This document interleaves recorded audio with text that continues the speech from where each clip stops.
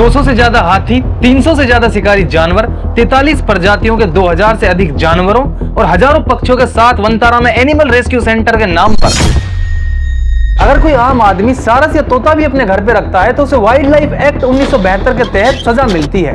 वहीं पे अनंत अंबानी 3000 एकड़ के प्राइवेट लैंड पर 2000 से अधिक जानवरों को रखकर एक प्राइवेट जू चलाते हैं। तो मोदी जी देखिए, अगर किसी प्रोटेक्टेड जानवर की मृत्यु हो जाती है तो उसका अंतिम संस्कार भी वन विभाग के निगरानी में होता है, लेकिन वहीं अगर अनंत अंबानी के प्राइवेट जू वनतारा में ऐसा होता है तो मीडिया अनंत अंबानी को महान पशु प्रेमी के रूप में दिखा रहा है, लेकिन सच्चाई सेवा करने में हम कोई पिछाई नहीं रखते, हम जितना हो सके उतना सेवा करते हैं। All life is equal. For me personally, I'm a devout Ganesh Bhakt. His avatar can be seen in elephants. हरियाली से लबरेज, बारिश से सराबोर जंगलों से निकालकर गुजरात के गर्म और शुष्क इलाके में हाथियों को ले जाया जा रहा है, जिसकी वजह से हाथियों पर अनंत अंबानी को हाथी, शेर, हिरण जैसे वाइल्ड लाइफ प्रोटेक्शन एक्ट के शेड्यूल 1 में शामिल जानवरों को एक प्राइवेट कैंपस में रखने की अनुमति कैसे मिली। यह इंश्योर करने की जिम्मेदारी किसकी बनती है कि जंगली जानवरों के कीमती अंगों और उसके खाल की तस्करी ना हो। और सवाल तो यह भी है कि अनंत अंबानी को 3000 एकड़ की जमीन कहां से मिली, रिलायंस इंडस्ट्रीज को यह जमीन किस पर्पज के लिए अलॉट की गई और क्या इस प्रोजेक्ट के लिए जानवरों को विदेशों से लाया गया। विस्तार में बात करेंगे इस वीडियो में अनंत अंबानी के वनतारा प्रोजेक्ट की। आपने मोदी जी की ये तस्वीरें देखी होंगी, ये तस्वीरें हैं इनके वनतारा विजिट की। देखिए, होता क्या है कि अगर कोई आम आदमी अपने घर में सारस या तोता भी रखता है तो उसे वाइल्ड लाइफ एक्ट 1972 का उल्लंघन माना जाता है। आसिफ के केस में हमने यही देखा। वहीं दूसरी ओर अनंत अंबानी अपने 3000 एकड़ के प्राइवेट लैंड पर 2000 से अधिक पक्षियों को रखकर एक प्राइवेट जू चला रहे हैं। अगर कोई आम आदमी इन कानूनों का उल्लंघन करता है तो उसे हार्श पनिशमेंट का सामना करना पड़ता है, लेकिन अनंत अंबानी के मामले में इतनी उदारता क्यों? देखिए, इंडिया के वेस्टर्न स्टेट गुजरात में एक सिटी है जामनगर। पिछले साल अनंत अंबानी के जो प्री वेडिंग सेलिब्रेशन का इवेंट हुआ था उसको गुजरात के जामनगर में ही सेलिब्रेट किया गया था। इस आयोजन के लिए 1000 से अधिक खास मेहमानों को इन्वाइट किया गया। दुनिया भर के बड़े बड़े businessman, corporate executives, film stars, entertainment industry के दिग्गज और मशहूर खिलाड़ी इस आयोजन में शामिल हुए। इन मेहमानों को मुंबई और दिल्ली से चार्टर्ड प्लेन्स में लाया गया और इवेंट के बाद वापस पहुंचाया गया। इस इवेंट की भव्यता का अंदाजा इस बात से लगाया जा सकता है कि हर दिन के लिए एक अलग मूड बोर्ड तय किया गया था, जिसमें ड्रेस कोड से लेकर स्टाइलिंग तक की बारीकियां शामिल थी। मेहमानों के लिए हेयर स्टाइलिस्ट, मेकअप आर्टिस्ट और भारतीय परिधान पहनाने के लिए स्पेशलिस्ट होटल में ही मौजूद थे। इतना ही नहीं, मेहमानों को मौसम की जानकारी से लेकर 3 दिनों तक ठहरने के लिए लगेज कैरी की डिटेल्ड गाइडलाइंस भी दी गई थी, ताकि उन्हें किसी असुविधा का सामना ना करना पड़े। खाने पीने के मामले में भी कोई कसर नहीं छोड़ी गई। मेहमानों के लिए हर किस्म के खाने तैयार किए गए, जिसमें भारतीय खानों से लेकर इंटरनेशनल कुजीन तक हर स्वाद का ख्याल रखा गया। और इस इवेंट की एक और खास बात यह थी कि इस इवेंट का आयोजन दुनिया के सबसे बड़े निजी चिड़ियाघर के पास, वनतारा के पास किया गया। यह चिड़ियाघर रिलायंस ग्रुप की यूनिट्स द्वारा विकसित किया गया है। और इस इवेंट की भव्यता के चर्चे जितने भोकाल भरे थे उतने सवाल खड़े भी हुए हैं। कुछ लोग कहते हैं कि अनंत अंबानी के प्री वेडिंग में हाथियों को प्रोप्स की तरह यूज किया गया। तो क्या ये केयर है या फिर show off? Reliance industries India का सबसे बड़ा प्राइवेट कॉर्पोरेट ग्रुप है, जिसने दुनिया की सबसे बड़ी पेट्रोलियम रिफाइनरीज भी जामनगर में ही स्थापित की है। लेकिन इस इंडस्ट्रियल एम्पायर का एक्सपेंशन अब वाइल्ड लाइफ तक जा पहुंचा है और वाइल्ड लाइफ को अब प्राइवेट प्रॉपर्टी बनाने की कोशिश है। मीडिया पिछले कुछ दिनों में अनंत अंबानी को महान इन्वायरमेंटलिस्ट और एनिमल लवर के रूप में पेश कर रही है। सोशल मीडिया पर भी कैंपेन चल रहे हैं। सचिन तेंदुलकर से लेकर विराट कोहली तक के अकाउंट से इस तरह के ट्वीट हुए हैं। टीवी चैनल्स पर अनंत अंबानी के इंटरव्यू दिखाए जा रहे हैं, जिसमें उन्हें जानवरों के प्रति करुणा और समर्पण का प्रतीक दिखाया जा रहा है। लेकिन क्या सच्चाई यही है? अनंत अंबानी ने 250 चिकन्स को स्लॉटर हाउसेस से बचाया और उनको दुगने प्राइस पर खरीदकर रेस्क्यू करके अपने प्राइवेट जू में भेज दिया। सबने कहा कि वाह, कितना बड़ा दिल है। लेकिन बाद में पता चला कि ये तो शायद वनतारा में रहने वाले लॉयंस और टाइगर्स के लिए एक खुराक थी। तो क्या रेस्क्यू इसको ही बोलते हैं?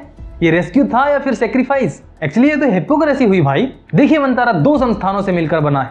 एक Radha Krishna temple elephant welfare trust और दूसरा green zoological rescue and rehabilitation centre. Radha Krishna temple elephant welfare trust की वेबसाइट के अनुसार 2013 में इसकी ऑफिशियल इस्टेब्लिशमेंट हुई और ये एक रजिस्टर्ड ट्रस्ट है।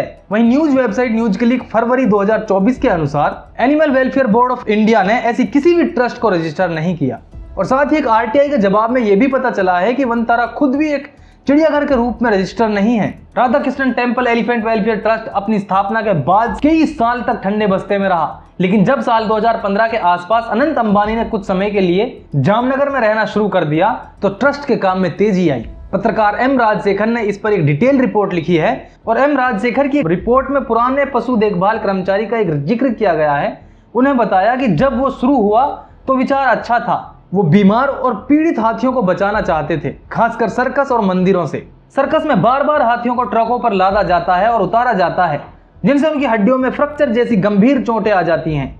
वहीं मंदिरों में हाथियों को अज्ञानता के कारण कष्ट झेलना पड़ता है। उन्हें श्री गणेश बाबा कहकर उन्हें घी, पूरी, सब्जी जैसी चीजें खिला दी जाती हैं, जो कि ऐसी चीजें हाथियों के लिए एक अच्छी डाइट नहीं होती। इसीलिए यह ट्रस्ट बनाया गया था कि ऐसे हाथियों को देखभाल मिल सके।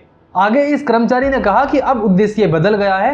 ये शुरुआत हुई थी जरूरतमंद हाथियों को उनकी देखभाल के लिए, लेकिन अब सिर्फ संख्या बढ़ाने तक ही सीमित रह गई है। और संख्या कैसे बढ़ाई जा रही है, आप ये एक उदाहरण से समझिए। साल 2022 में 5 और 6 जून की रात अरुणाचल प्रदेश के पासीघाट में कुछ स्थानीय छात्रों ने Radha Krishna temple elephant welfare trust का एक काफिला रोका, जिसमें 10 ट्रक थे और उनके साथ 2 टोयोटा फॉर्च्यूनर SUV भी चल रही थी। इससे पहले भी इसी ट्रस्ट के 2 काफिले हाथियों से भरे मार्च और अप्रैल 2022 के महीने में इसी क्षेत्र से गुजर चुके थे। छात्रों द्वारा काफिले को रोके जाने के बाद कई सवाल खड़े हुए। देखिए, यहाँ तक ठीक है कि ट्रस्ट बनाया गया था बीमार, बूढ़े और अत्याचार झेल चुके हाथियों की देखभाल के लिए, लेकिन इस काफिले में युवा और स्वस्थ हाथी इधर से उधर क्यों किए जा रहे थे? और अगर सच में इन लादे हुए हाथियों को बचाने की जरूरत थी भी, तो पास में ही फिर रिहेबिलिटेशन सेंटर मौजूद थे, वहां पर उनको ले जाया जा सकता था। यहाँ तक कि आसाम के काजीरंगा के पास महज 370 किलोमीटर की दूरी पर ही एक रेस्क्यू सेंटर था।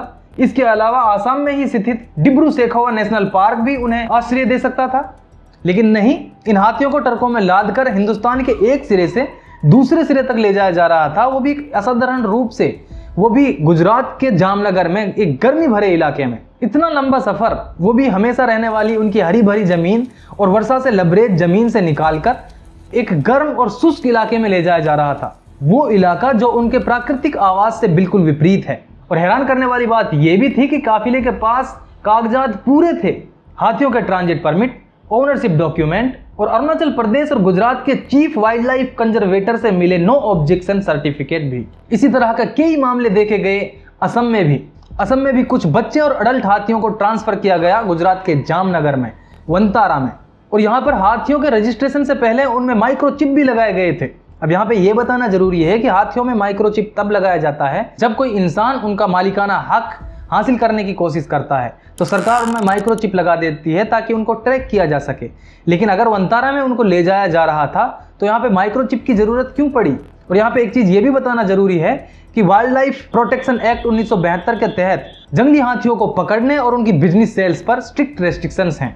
अगर कोई व्यक्ति किसी हाथी के मालिक होने का दावा करता है तो उसको पहले यह प्रमाणित करना पड़ेगा कि उस हाथी की वंशावली की कोई मादा उनके पास पहले से मौजूद थी, मतलब उनके पास पीढ़ियों से वो जानवर है, वो हाथी है और उसका ही वो बच्चा उनके पास अभी भी मौजूद है। और जैसा कि मैंने बताया, सभी नवजात हाथियों में माइक्रोचिप लगाना अनिवार्य है ताकि उनको ट्रैक किया जा सके, उनकी पहचान की जा सके। लेकिन जब असम से हाथियों को ट्रांसफर से ठीक पहले माइक्रोचिप लगाया गया तो तब वंतारा पर संदेह और भी गहरा हो गया। संदेह यहाँ पर साफ था कि वंतारा उनको खरीदने की कोशिश कर रहा है या फिर उनको रेस्क्यू कर रहा है। पत्रकार एम शेखर की रिपोर्ट में लिखा गया है कि असम में पूर्वी क्षेत्र के एक सीनियर वन अधिकारी ने सवाल उठाया कि स्वस्थ हाथियों को 3000 किलोमीटर दूर जामनगर में क्यों भेजा जा रहा है, जबकि उनको लोकल लेवल पर यहीं प्रोटेक्टेड रखा जा सकता है।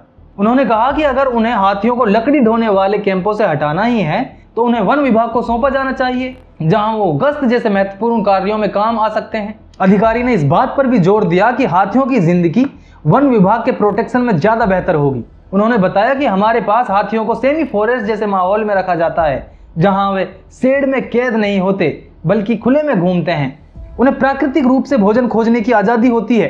वो बाकी हाथियों के साथ सोशल रिलेशनशिप्स डेवलप करते हैं और कभी कभी वो जंगली हाथियों के साथ सेक्सुअल इंटरकोर्स भी करते हैं। ये बयान रिलायंस के जामनगर परिसर में हाथियों के ट्रांसफर पर एक एथिकल और लीगल सवाल खड़ा करता है। और यह मामला सिर्फ हाथियों तक ही सीमित नहीं रहा।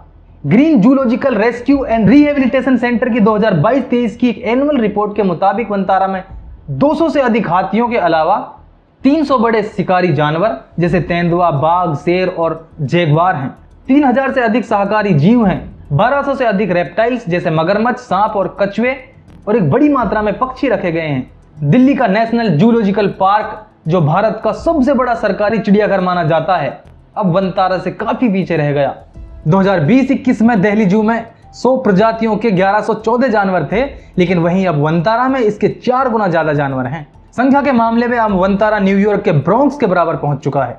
वनतारा की शुरुआत पीड़ित और बीमार हाथियों को बचाने के उद्देश्य से शुरू हुई थी, लेकिन अब इसका एक्सपेंशन एक विशाल चिड़ियाघर में हो चुका है। यहाँ दुनिया भर से लाए गए जानवरों की संख्या लगातार बढ़ते जा रही है। वनतारा को वो लोग कहते हैं कि ये एक रेस्क्यू सेंटर है, लेकिन साउथ अफ्रीका के एनिमल राइट्स ग्रुप ने बोला है कि यहाँ चीता, लेपर्ड्स, लॉयंस जैसे वाइल्ड एनिमल्स को एक्सपोर्ट किया गया है, वो भी एक क्वेश्चनेबल वे में। एक रिपोर्ट के अकॉर्डिंग 56 चीता, 52 कैराकल, 19 लेपर्ड्स, ये सब वनतारा में आए। लेकिन क्या ये सब रेस्क्यूड थे या फिर वहां प्रॉफिट और ब्रीडिंग का गेम चल रहा है? वाइल्ड लाइफ एक्सपर्ट्स बोलते हैं कि कैप्टिविटी में रखना जानवरों को गलत है, तो क्या फिर ये रेस्क्यू है या फिर exploitation? And look at the coincidence, जैसे जैसे अनंत अंबानी की योजनाएं बदली, वैसे ही भारत के वाइल्ड लाइफ प्रोटेक्शन एक्ट के कानून और नियम भी बदलते चले गए। 2022 में वाइल्ड लाइफ प्रोटेक्शन एक्ट में संशोधन किया गया, जो कानून देश में वन्यजीवों की दुर्लभ और संकटग्रस्त प्रजातियों की निजी ओनरशिप को रोकते थे, अब वो पूरी तरह से बदल दिए गए हैं। केंद्र सरकार और देश भर की राज्य सरकारों और न्यायपालिका ने मिलकर पहले से मौजूद कड़े कानूनी ढांचे को कमजोर कर दिया। अब नियम कानून इतने फ्लेक्सिबल हो गए हैं कि संकटग्रस्त प्रजातियां, यानी कि वो प्रजातियां जो विलुप्त होने की कगार पर हैं, ऐसी प्रजातियों की ओनरशिप और उनके ट्रांसपोर्टेशन की जो प्रक्रिया हैं वो बहुत ज्यादा आसान कर दी गई हैं पहले के कंपैरिजन में। वाइल्ड लाइफ प्रोटेक्शन एक्ट के संशोधन के बाद जो उनके इंटर स्टेट ट्रांसपोर्ट के नियम थे, उनमें बहुत ज्यादा रियायत दी गई है। अब नए कानूनों में हाथी जैसे जानवरों को धार्मिक या फिर किसी और उद्देश्य के लिए एक स्टेट से दूसरे स्टेट ले जाना बहुत ज्यादा आसान हो गया है। अब ऐसा करने के लिए चीफ वाइल्ड लाइफ वार्डन से अनुमति लेने की जरूरत नहीं है। वनतारा सिर्फ भारत ही नहीं बल्कि दुनिया भर से संदिग्ध तरीके से जानवरों और पक्षियों को लेकर आ रहा है। इसका एक एग्जाम्पल है स्पिक्स मैकाओ पक्षी। बिल्कुल विलुप्त की कगार पर पहुंची ये प्रजाति मूल रूप से ब्राजील की है, लेकिन वनतारा में 26 स्पिक्स मैकाओ जर्मनी से कंट्रोवर्शियल ब्रीडिंग फार्म से लाए गए हैं। स्पिक्स मैकाओ इतने ज्यादा कम है कि पूरी दुनिया भर में उनकी संख्या सिर्फ 200 के आसपास ही बची है। पिछले 5 सालों में वनतारा की जो योजनाएं हैं वो पीड़ित हाथियों को आश्रय दिए जाने से शुरू होकर स्वस्थ हाथियों तक, उसके बाद संकटग्रस्त जो प्रजातियां हैं लोकल लेवल पर, वो प्रजातियों से लेकर दुनिया भर में जो संकटग्रस्त प्रजातियां हैं, यानी कि वो प्रजातियां जो विलुप्त होने के कगार पर हैं, उन तक पहुंच चुकी है। मीडिया चमचमाती पशु देखभाल की सुविधाओं को देखकर उसको सही ठहरा सकती है, लेकिन जहां पर उन पशुओं को रखा जा रहा है वो एक्चुअल में एक सही जगह नहीं है, क्योंकि गुजरात का जो मौसम है वो इंडिया के बहुत सारे इलाकों और दुनिया भर के इलाकों से कंपेरेटिवली गर्म है, और ये ऐसी प्रजातियों के लिए बहुत खतरनाक साबित हो सकता है जो जनरली थोड़े ठंडे इलाके में पनपते हों। और दूसरी बात यह है कि वनतारा को रिलायंस के बहुत बड़े पेट्रोकेमिकल कॉम्प्लेक्स के बगल में स्थापित किया गया है और हाथियों सहित सभी पक्षियों और जानवरों को इसी परिसर में रखा गया है। देखिए, रिलायंस का जामनगर कॉम्प्लेक्स लगभग 7500 एकड़ में फैला हुआ है, जिसमें petrochemical refinery, power plant, butyl rubber plant और कई सारे पेट्रोकेमिकल यूनिट्स वहां पर मौजूद हैं। और central pollution control board CPCB 2016 के एक सर्कुलर के अनुसार ऑयल रिफाइनिंग और पेट्रोकेमिकल प्रोडक्शन हाईली पोल्यूशन फैलाने वाली कैटेगरी में आते हैं। और होता क्या है कि इस तरह की रिफाइनरीज के आसपास एक ग्रीन बेल्ट बनाई जाती है ताकि जो पोल्यूशन है उसको एब्जॉर्ब किया जा सके। लेकिन दुख की बात यहाँ पे यह है कि इसी ग्रीन बेल्ट का हिस्सा है वनतारा, और ये पोल्यूशन जानवरों के लिए बहुत घातक साबित हो सकता है। और यहाँ पे केवल प्रदूषण ही एक इकलौता खतरा नहीं है, यहाँ पे औद्योगिक दुर्घटनाओं का भी खतरा बना रहता है। फ्लैश फायर जैसी घटनाएं इस एरिया को वन्यजीवों के लिए और भी अनसेफ बनाती हैं। तो यहाँ पे सवाल ये उठता है कि इतनी हाई रिस्क वाले इंडस्ट्रियल जोन में दुर्लभ वन्यजीवों को रखना कितना सही है, और एक ऐसे चिड़ियाघर में जो अभी तक रजिस्टर भी नहीं है उसमें प्रधानमंत्री का 2 दिन हो आना कितना वाजिब है। एक RTI के मुताबिक सेंट्रल जू अथॉरिटीज ने यह कहा है कि वनतारा ऑफिशियली रिकॉग्नाइज नहीं है गवर्नमेंट ऑफ इंडिया की तरफ से। तो एक अनरिकॉग्नाइज्ड जू में इतना इंटरेस्ट क्यों? और अगर किसी संरक्षित जानवर की मृत्यु हो जाती है तो वाइल्ड लाइफ प्रोटेक्शन एक्ट के तहत उसका अंतिम संस्कार भी फॉरेस्ट डिपार्टमेंट की निगरानी में किया जाता है। लेकिन क्या वनतारा प्रोजेक्ट में इस कानून का पालन हो रहा है? आपके विचार वनतारा को लेकर क्या हैं, आप कमेंट सेक्शन में रख सकते हैं। आज के इस वीडियो में इतना ही। अगर वीडियो अच्छी लगी हो तो लाइक शेयर करना, चैनल को सब्सक्राइब कर दीजिएगा।